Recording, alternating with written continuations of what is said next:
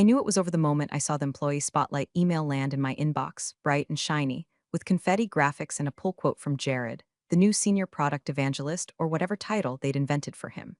It's an honor to be leading innovation, it said. Underneath, a photo of Jared giving a thumbs up in front of my prototype, my whiteboard sketches blurred just enough to avoid legal liability, and my Gotham ergonomic, the one I ordered myself and paid for out of pocket because the company wasn't approving new furniture requests this quarter. Jared, fresh out of some incubator startup that collapsed in under a year. Jared, who once asked if our code was vegan friendly. Jared, who just 3 weeks prior asked me to explain what an API actually did in front of the entire dev team, and now he was leading innovation. Cute. So I sat there in the break room, coffee going cold, blinking at my phone while everyone else oohed and awed over the announcement like it was the second coming of Steve Jobs. No one said my name, not even a nod. It was like I'd been scrubbed out of the narrative by some overcaffeinated PR intern with a delete key and a grudge. That morning, I'd already pushed 3 patches to prod, rewritten 2 security modules, and filed a proposal for something I knew damn well would save the company $300K annually. But sure, let's give Jared the kudos. He's got a TikTok following. Must be worth more than 5 years of keeping this ship from capsizing. If you're here, by the way, listening, maybe reliving some version of this hell from your own life, do me a favor, tap that like button and hit subscribe. I know, every channel begs for it, but seriously, 95% of you ghosts never subscribe, and it makes our whole team feel like we're screaming into a void lined with unpaid overtime. It really does help us keep dropping these stories, especially the ones they don't want told. Back to Jared. He arrived like most overconfident hires do, late to meetings, early to self-promotion, allergic to source control. Within 2 days of onboarding, he'd locked himself out of Git twice and scheduled a brainstorming jam sesh with a pastel PowerPoint template labeled Blue Sky Visioneering. I showed up. So did marketing. Jared did not. Then came the meetings. The first time they introduced him to the board, I was told to hang back and observe. Carol, the director, said with that oily, condescending smile he reserves for women over 35 who dare speak with confidence. Just want to see how Jared gels with the big picture stuff. You're more of a detail operator, right? Detail operator. The woman who literally built the prototype they're now raising funds on. The woman who rewrote the entire backend architecture during lockdown, while the rest of the team took mental health weeks and sent Slack updates from hot tubs. But sure, let Jared gel. I said nothing, just nodded, took notes. And later that night, I pulled down an old binder from the top shelf of my home office, the one with the faded duct tape spine and 3 yellowing dividers. Inside, early wireframes, timestamp commits, email printouts, all from the months before we officially incorporated, all under my name. I flipped to the first divider. Tucked behind a USB drive was a post-it I barely remembered writing. It said in smudged pen, just in case. I smiled. Not because I was angry, though I was, because I'd seen this play out before. I'd worked too long in this industry not to recognize the arc. Woman builds, man gets title. Woman supports, man gets press. Woman questions, woman becomes difficult. I was already on step 3. HR had asked me just last week if I'd consider a peer coaching seminar to improve team dynamics. Translation, stop making Jared look bad. So I leaned in, started saying less, watching more. I let Jared bungle the sprint planning meetings. Let him misquote our roadmap to investors. Let him send out a build with the test API key still in it, all while documenting everything. Timestamps, Git logs, Slack threads. I created a personal vault on a separate drive, not out of spite, out of muscle memory. Because the longer you stay in the game, the more you learn, it's not the loudest person in the room who wins. It's the one who brings receipts, and mine. I'd been baking for years. The first cut came disguised as a calendar update. Leadership sync core product alignment. The kind of meeting I used to lead. Now, I wasn't even invited. No email, no Slack ping. Just a flicker on Jared's screen as I passed his desk, the title visible between bites of his third protein bar of the morning. He caught me glancing and grinned like a Labrador who'd just found a stick. Oh yeah, he said, wiping crumbs off his chin, you're not on this one. It's just like high-level vision stuff. Right, I replied, not breaking stride. Wouldn't want to contaminate the vision with facts. He didn't get it. Of course he didn't. Then came the reassignments. Suddenly, I wasn't handling client-side architecture or roadmap strategy. I was tasked with formatting sprint retrospectives and triple-checking Jira tickets. We just need someone with your thoroughness, the director said, as if he was handing me a medal instead of a mop. And let's face it, Carol, no one organizes postmortems like you. Postmortems, that was rich. Because while they were busy killing my career in slow motion, I was preparing theirs for burial. Still, I played along, nodded, smiled, went home and created a private repo. I started logging everything. Every deleted comment in Confluence, every minor tweak Jared made to my specs before pasting them into his decks. I even began saving audio notes to myself, timestamp summaries of decisions I wasn't allowed to make anymore, but was still cleaning up afterward. HR got involved soon after. A vague email requesting a quick sync turned into a 30-minute gaslight opera featuring words like optics, feedback culture, and perceived intensity. Apparently, someone on the team felt I came off as abrasive in a Slack thread about data integrity. The irony. The thread in question had been me correcting Jared when he suggested we could just fudge the conversion metrics until launch. I'm not saying you meant to be sharp, HR said, tilting her head like a middle school guidance counselor. But in a startup environment, tone really matters. I wanted to ask if tone mattered more than accuracy. If male colleagues were ever asked to soften their tone when pointing out that, say, the revenue model was missing 3 zeros, but I knew the answer. So instead, I said I'd reflect on the feedback and engage in more active listening. Then I walked straight to my desk and added a new folder to the vault, HR Comms. By the end of the week, Jared had uploaded a pitch deck to the shared drive titled Q4 Vision. I opened it out of curiosity. Slide 1 was my design. Slide 2, my exact chart. Slide 3, my words, lifted straight from a strategy doc I'd written 2 months prior. No edits, not even a font change. I stared at it for a full minute, wondering if it was even worth confronting him. Then I realized it wasn't theft, not in his mind, it was collaboration. I was just supporting the narrative. That's what they called it in meetings now. Everyone contributes. No one claims, except of course when investors show up. Then it's all Jared's baby, so I made my own slides, not for them, for me. I started tracking versions, saved comparison screenshots, watermarked originals, quietly downloaded every invoice that had my name attached to project budgets, every receipt for the gear I purchased before we had funding. I exported commit logs, annotated timelines, and documented dependencies they'd never untangle without me. I didn't know yet when I'd need it, but I knew one thing: this wasn't incompetence, it was strategy. They weren't overlooking me, they were replacing me. Slowly, deliberately so it looked natural, like I'd faded out, drifted off, become irrelevant. But I hadn't faded. I hadn't drifted. I was watching, recording, waiting, because they weren't just underestimating me. They were building their entire future on something they didn't legally own. And when the time came, I'd show them exactly how fatal that mistake would be. The server room was never locked.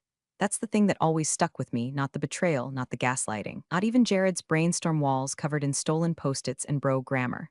No, what burned deepest was how little they cared about the infrastructure they were building their dreams on. It was all vapor and vibes with these people. They treated the company like a startup-themed escape room: flashlights, caffeine, and optimism.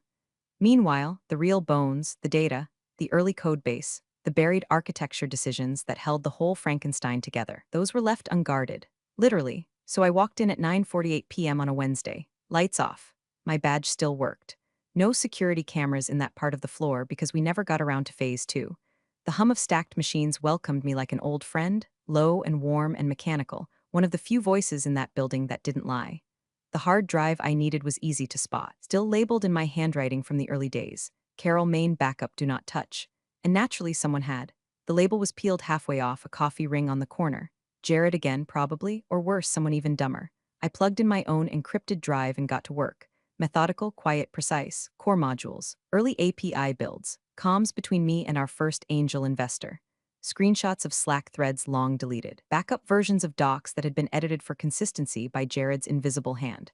I wasn't downloading company data. I was reclaiming my own work, years of it, buried under layers of team collaboration and revisionist history. While the files transferred, I sat cross-legged on the concrete floor and pulled up an old memory. October 14th, 1:07 a.m. My kitchen smelled like burnt ramen. The space heater under the desk kept shorting out the circuit. I'd just come back from my day job, admin temp for logistics firm, and I couldn't sleep, so I cracked open my laptop and started writing code.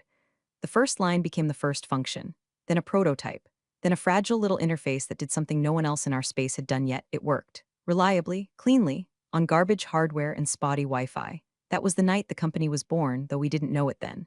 Back when it was just me, duct tape ThinkPad, and a dream I didn't even have the energy to name.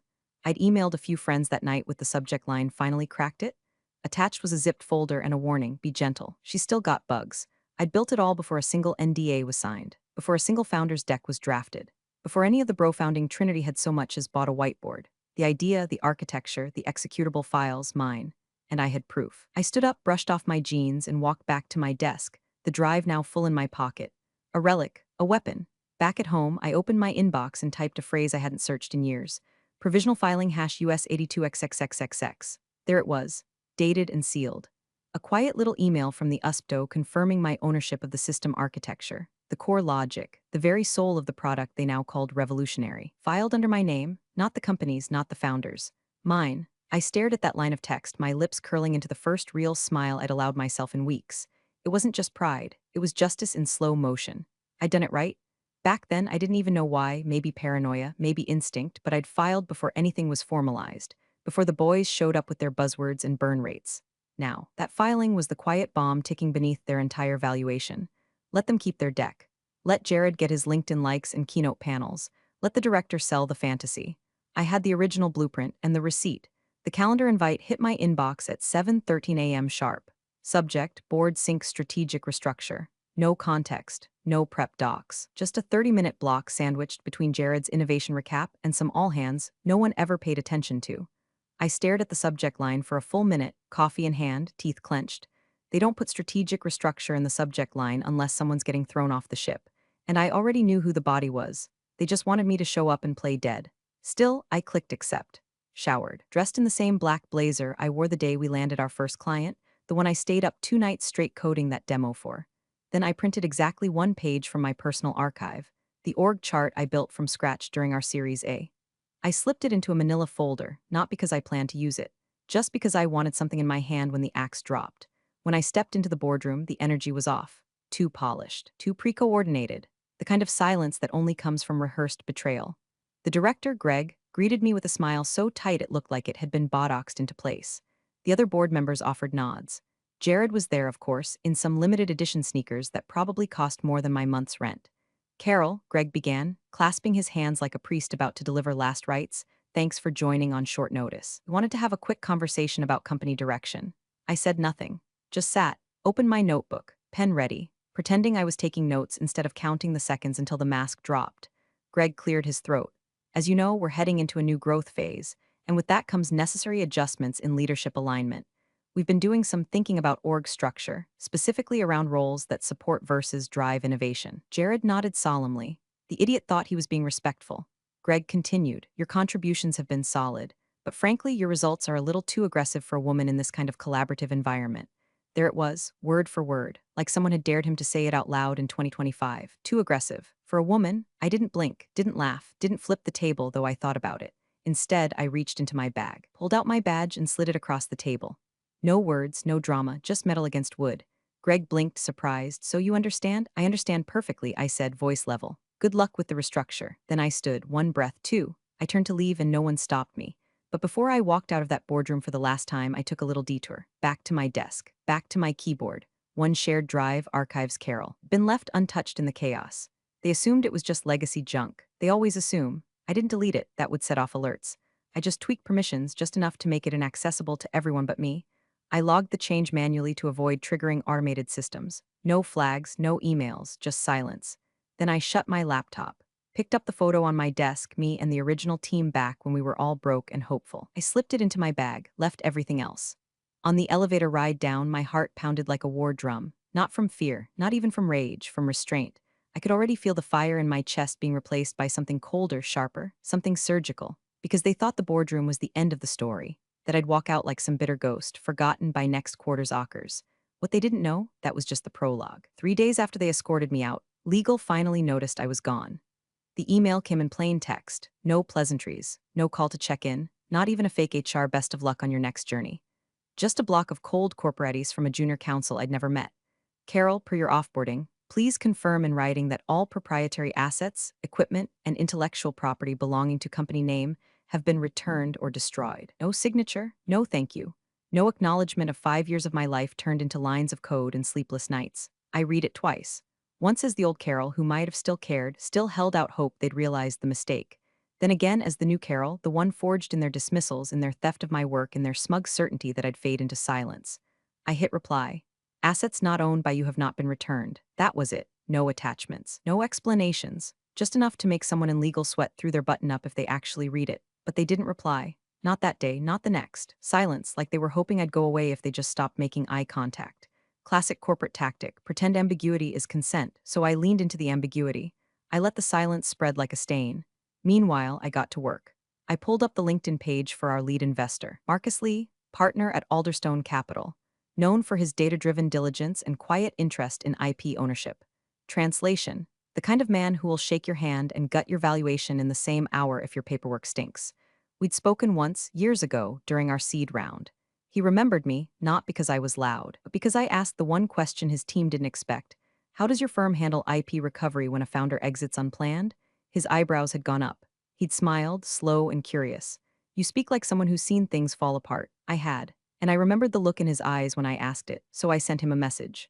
Subject, clarification, request IP attribution short, professional. Just enough to raise an eyebrow without triggering a defensive forward to legal. Hi Marcus, hope this finds you well. There's a minor ambiguity in the company's IP documentation regarding foundational contributions. Before your team finalizes the Q4 investment package, I'd like to provide clarification. Happy to do a quick sync if helpful. I knew the moment I sent it, he'd bite. These guys don't like surprises, especially not the kind that carry filing numbers and footnotes.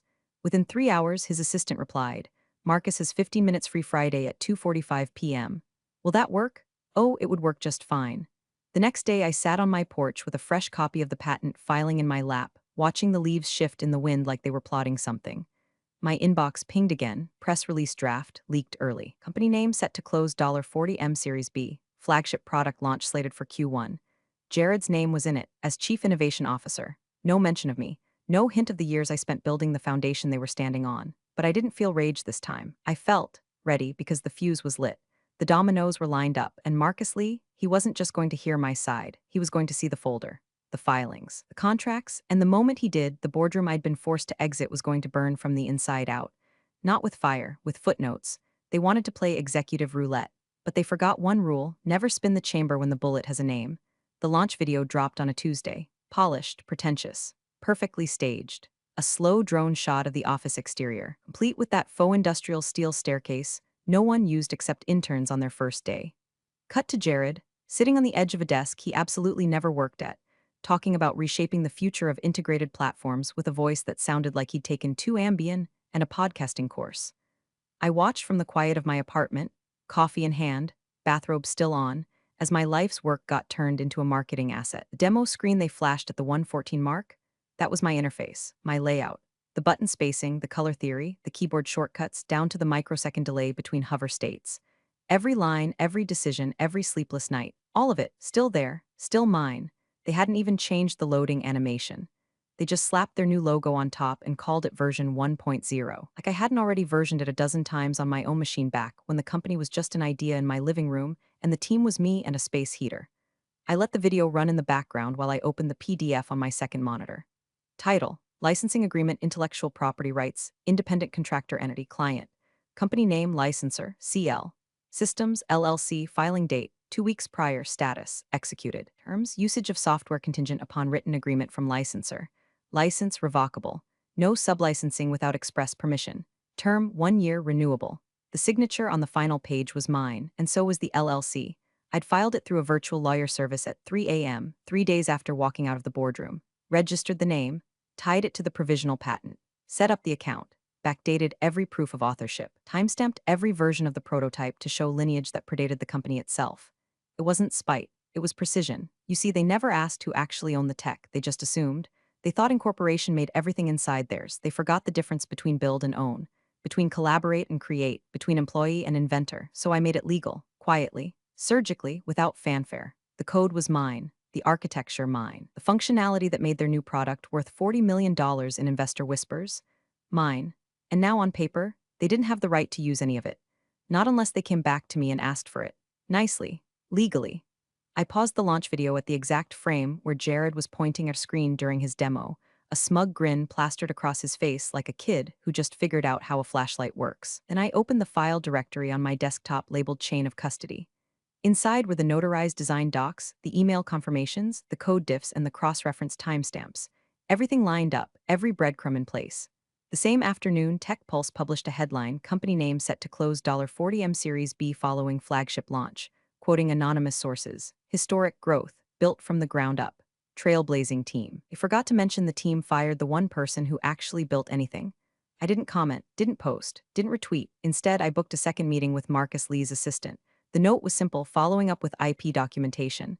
Happy to walk through licensing timeline and legal structure. She confirmed in under 10 minutes. Marcus was interested, very interested. I closed the laptop, looked around the quiet of my apartment.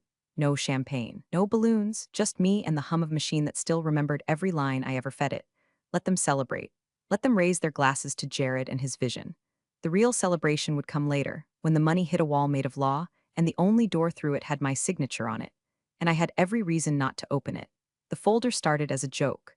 Just a slim manila envelope I labeled in case of fire and shoved into my bag like it was nothing. But over the next few days, it thickened like a bruise. I spent my mornings in a quiet corner booth at Café Marlowe, a place where the espresso tasted like regret and the Wi-Fi password still used underscores. Nobody asked questions there. It was the kind of place where people came to either finish novels or finalize divorces. I brought my laptop, my headphones, and a stack of printouts that could kill a Series B in under 10 minutes. The notary met me on a rainy Thursday. Mid-40s, smelled like peppermint and toner. Didn't ask why I needed half a dozen documents certified, or why some of them included timestamp screenshots of commit histories. She just checked my ID, clicked her little metal stamp, and slid everything back with a nod. Each page went into the folder like a brick being laid in a foundation no one else knew existed. First, the patent filing, stamped, signed. Foundation of it all. Then the original wireframes drawn by hand, scanned, and annotated in the margins with notes I hadn't looked at in years. QOL fixes, Jared doesn't get this. That one made me laugh. Next, the architecture diagrams, still in their original Illustrator files, watermarked with my initials and the old timestamp from before the founders ever picked a company name. Then came the Slack exports, the emails, meeting notes where I'd flagged potential IP confusion, and the passive-aggressive replies from leadership brushing me off with phrases like, "Not a priority this sprint." And finally, I printed a single page from an old startup legal guide. The clause was buried in Section 14. In the absence of a formal assignment agreement, intellectual property developed prior to incorporation remains the property of the individual creator. I highlighted it, folded it, slipped it into the very front of the folder like a bookmark soaked in gasoline. Then I closed it, secured the clasp, slid it back into my bag. I didn't feel triumphant, not yet. I felt precise. Like a surgeon sharpening her tools while the hospital staff partied down the hall.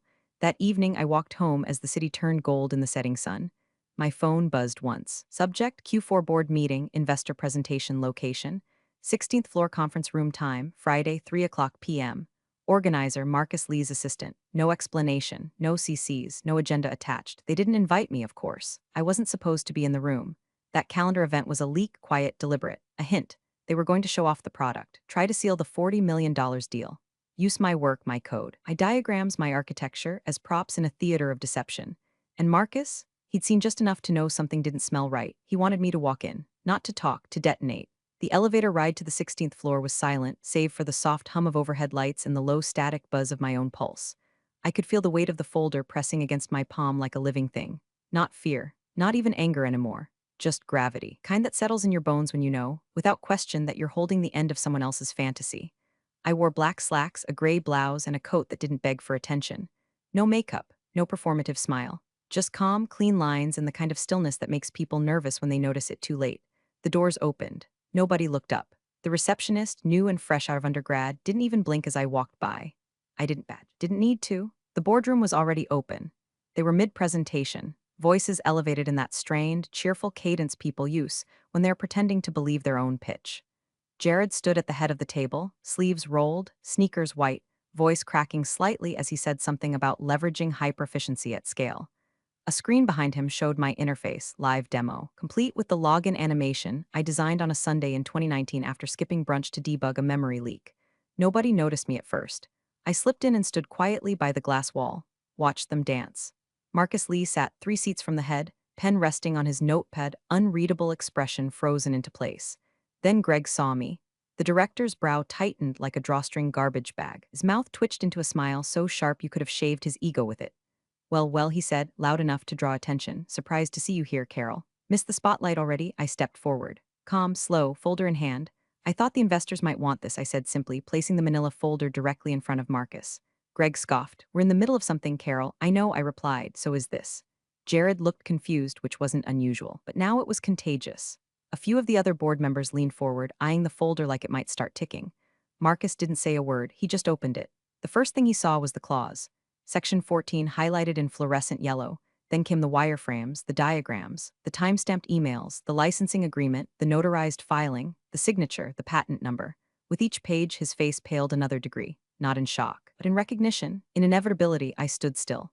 Hands clasped in front of me, unmoving. Greg leaned toward Marcus, trying to read upside down. What is that? Marcus finally spoke, voice quiet but razor-edged. You don't own this tech. A beat passed. Then, who did you just fire? Nobody breathed. Jared's lips parted like he was about to ask a question, then closed again. His hand, I noticed, had started to shake. Behind me. Hallway outside was still. The kind of still that follows a shot but precedes the fall. Greg said my name, sharper this time. Carol, but I was already turning. No need to finish, I said over my shoulder. The folder does it for me. And then I walked out, heels tapping softly against the hardwood, while behind me the room erupted, not into shouts, not yet, but into scrambling, whispered curses. Paper rustling like panic wearing a tie. I didn't look back. Didn't need to, because the folder had arrived. And their countdown had begun. The silence broke with paper. A single sheet sliding across mahogany as Marcus flipped it over and said, with the calm finality of a man dropping a guillotine blade, "This is her patent." Every oxygen molecule in that boardroom vanished in an instant. Greg blinked, then turned to the CEO, Arthur, poor Arthur, who looked like someone had just told him his entire portfolio was built on a game of Monopoly played by drunk toddlers. He stammered, tried to speak, then resorted to that old executive move. Repeat the obvious until someone makes it untrue. No, that can't be. We filed the IP years ago. I mean, Marcus didn't look at him. He looked at legal. Specifically, the firm's external counsel, seated at the end of the table. A woman named Sharon who had thus far remained silent, bored even. Now she was flipping through the folder like it had just started, whispering dark secrets in her ear. She stopped on page 4, then again on page 9. Then she closed the folder slowly like she was trying not to wake a sleeping bomb. Marcus looked at her. Do we own the platform? Sharon pressed her lips into a straight line. The provisional filing predates the incorporation. There's no assignment of rights on record. Not from her. He nodded once. And the licensing agreement? Filed under a separate entity. Carol retained legal ownership. There's no valid transfer without her explicit signature. That's when he turned back to Arthur. Calm, colder now. You don't own the tech, he said, each word flat as a scalpel. She does. Who did you just fire? Arthur looked like he wanted to vomit but couldn't afford the dry cleaning. Jared started to speak, something about team effort and collaborative spirit, but Marcus cut him off with a look that could have stopped time. Then I spoke. Just one last time. Section 7.4 of your founder contract, I said, addressing the room without stepping back inside, states that no technology transfer is valid without signatory approval from the originating IP holder. A few of them scrambled to pull up their laptops. Others just stared. I turned fully now, standing just at the threshold of the room, folder in hand, coat buttoned. You never got my signature, I said. You never even asked for it. I turned again, began walking. Behind me, Greg's voice cracked through the tension like a whip. Get her back in here. Chairs scraped. Paper shuffled. One of them stood up, but I didn't stop. I walked, down the hall with the same calm they mistook for compliance. Heels striking the floor with quiet authority. Folder tucked under my arm like a final chapter they forgot to read. The boardroom erupted behind me, raised voices, phones dialing, someone muttering how bad is it, and legal snapping back, do you want the short version or the real one? But all that faded as I moved down the corridor, past the glass offices and product posters and slick, empty slogans about innovation and moving fast. Funny, they moved fast. I moved first. And now they were out of road. Thanks for watching, you cubicle warriors. Hit that subscribe button. Unless you're my old boss, then you're on your own. Revenge of the coffee pot strikes again.